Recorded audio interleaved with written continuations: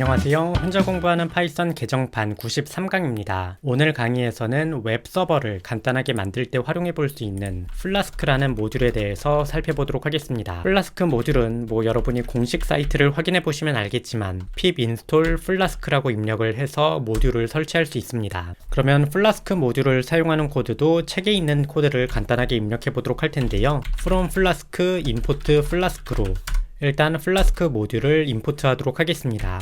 이어서 플라스크 언더바 네임을 활용해서 플라스크 애플리케이션을 작성해 주시면 됩니다. 이어서 골뱅이 app.route라고 입력을 해주시고 내가 이 사이트의 어느 위치에 들어갔을 때 어떤 함수를 실행하게 하겠다 라고 지정을 해주시면 됩니다. 이어서 이 페이지에 들어갔을 때 어떠한 것을 보여줄지는 return 구문을 활용을 해서 문자열로 제공해주면 됩니다. 예를 들어서 HTML의 h1 태그를 활용해서 안녕하세요 라고 출력을 해보도록 하겠는데요.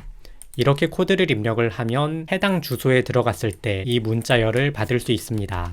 추가적으로 다른 것도 한번 만들어 보도록 할게요. 예를 들어서 introduce라고 하고 introduce에 들어갔을 때는 이 함수를 실행해라 저를 소개합니다 라고 입력을 하게 된다면 이 주소에 들어갔을 때 이 문자열을 출력합니다.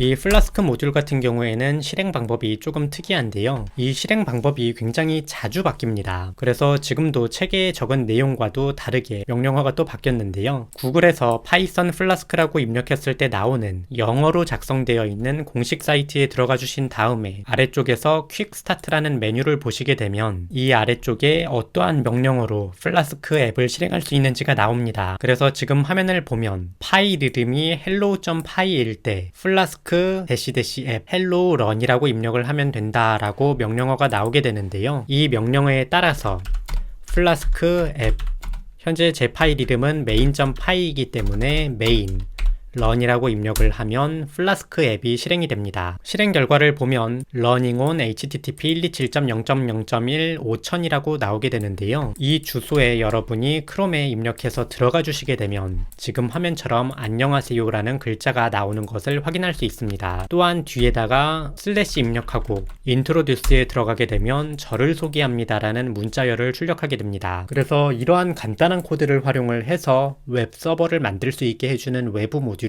바로 플라스크 모듈입니다. 그래서 이러한 형태로 외부 모듈을 활용하게 되면 정말 내가 특별하게 한 것이 없는 것 같은데도 무언가 대단한 것이 만들어지는 편입니다. 그래서 여러분이 이 파이썬 기본 문법을 끝내시고 외부 모듈을 공부하시기 시작하면 굉장히 재미있는 경험을 하실 수 있을 것입니다. 그러면 그냥 간단하게 지난번 강의에서 살펴보았던 뷰티풀 슴 모듈과 이 녀석을 한번 결합시켜 보도록 하겠는데요. 사이트의 이 메인 페이지에 들어갔을 때 날씨를 출력해보는 프로그램을 만들겠습니다. 이전 강의에서 작성했던 코드를 그냥 붙여주도록 하겠고요. 이 URL에 들어왔을 때 데이터를 쭉 분석을 하고 이걸 그냥 output이라는 문자열에 넣어서 리턴해주게 하겠습니다. 요 녀석만 city니까 이상하니까 도시라고 변수를 변경해 줄게요. 그래서 각각의 위치에서 아웃풋에다가 플러스 이퀄 h1 태그를 활용해서 도시, 시간, 기상 상태를 출력해 보게 하겠습니다. 최저 기온과 함께 최고 기온도 출력해 볼게요. 그래서 이러한 형태로 코드를 작성해 주시게 되면 해당 사이트에 들어갔을 때 기상청에서 데이터를 긁어서 사용자에게 도시, 시간, 기상 상태, 최저 기온, 최고 기온을 보여줄 수 있습니다.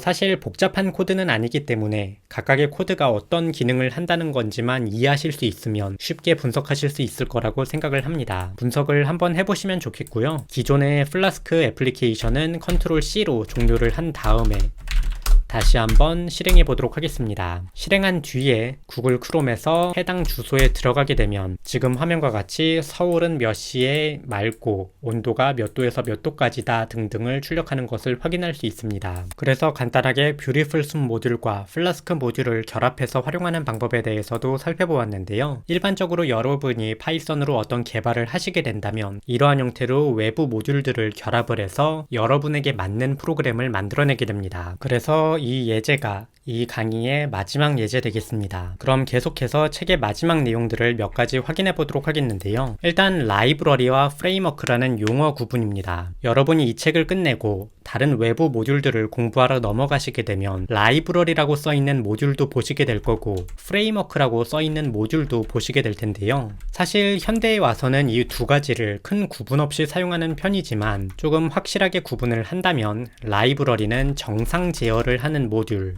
프레임워크는 제어 역전이 발생하는 모듈이라고 구분을 할 수 있습니다. 용어가 굉장히 어려운데요.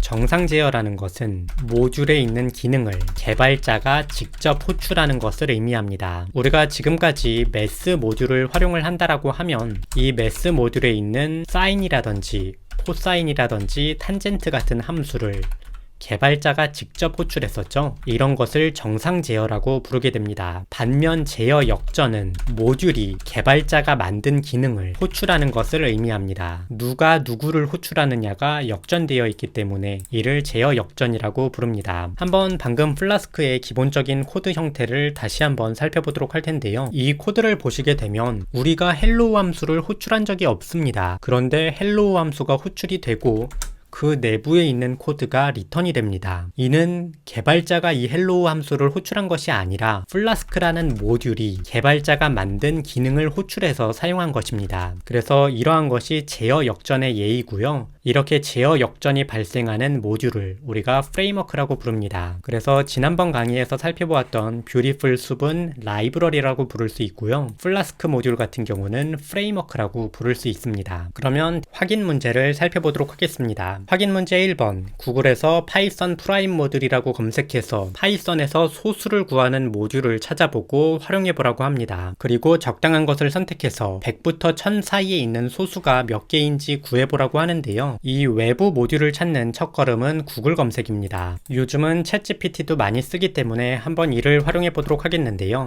파이썬에서 소수를 구할 때 활용할 수 있는 외부 모듈을 추천해줘 라고 입력을 해보도록 하겠습니다. 그러면 챗GPT 분이 열심히 내용을 입력해주게 되겠죠? 그래서 지금 화면과 같이 sympy, primesieve, gmpy라는 모듈을 추천해주는 것을 확인할 수 있습니다. 가장 위에 나오는 sympy 모듈을 사용해보도록 하겠는데요. 설치 방법을 알려주지 않았기 때문에 sympy 모듈을 어떻게 설치할 수 있는지 알려줘라고 질문을 해보도록 하겠습니다. 입력을 하면 또 열심히 pip 무엇을 입력을 해서 설치할 수 있는지 알려주고요. 지금 화면과 같이 pip install, sympy라고 입력하면 설치할 수 있다고 알려줍니다. 사실 여기서 조금 더 나아가서 이를 활용해서 100부터 1000 사이에 있는 소수가 몇 개인지 구하는 프로그램을 작성해줘 라고 한다면 이 챗GPT가 열심히 코드를 작성해주는 것을 확인할 수 있는데요. 한번 우리도 이 코드를 작성해 보도록 하겠습니다. 일단 파이썬에서 pip install, sympy라고 입력을 해서 sympy 모듈을 설치하도록 하겠습니다. 이어서 저 녀석이 알려준 그대로 from sympy import isPrime이라고 입력을 해서 isPrime 함수를 들고 오도록 하겠습니다. 이 isPrime 함수는 괄호 내부에 숫자를 넣어서 그것이 소수인지 알 수 있다라고 했죠. 따라서 for 반복문을 활용을 해서 100부터 1000 사이에 있는 숫자를 모두 찝어낸 다음에 이 i가 프라임이냐를 조건문으로 확인을 하고 소수일 때 count라는 변수를 1씩 증가시키는 형태로 코드를 작성하면 100부터 1000 사이에 있는 소수가 몇 개인지 출력하는 코드를 작성할 수 있습니다.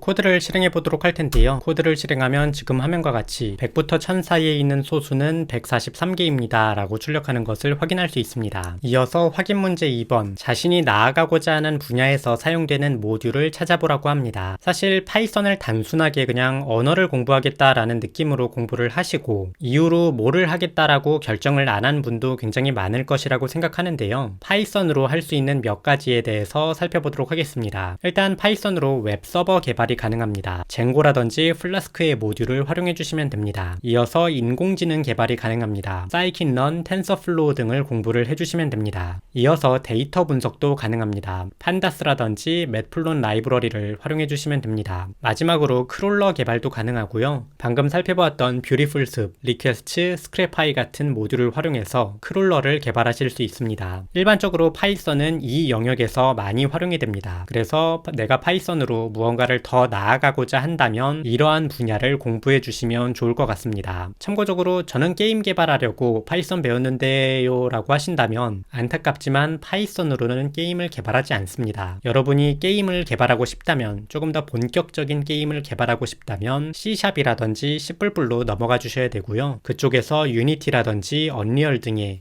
외부 모듈, 정확하게는 엔진을 공부를 해주시면 됩니다. 추가적으로 저는 아이폰이나 안드로이드 폰에 들어가는 애플리케이션이 개발하고 싶어요 라고 하신다면 사실 파이썬으로 불가능한 것은 아니지만 거의 불가능하다라고 보는 게 맞고요. 아이폰 애플리케이션을 네이티브로 개발하고 싶다 하시면 스위프트, 안드로이드 애플리케이션을 네이티브로 개발하고 싶다라고 한다면 자바라든지 코틀린을 공부를 하셔야 됩니다. 추가적으로 저는 웹사이트 개발이 하고 싶어요.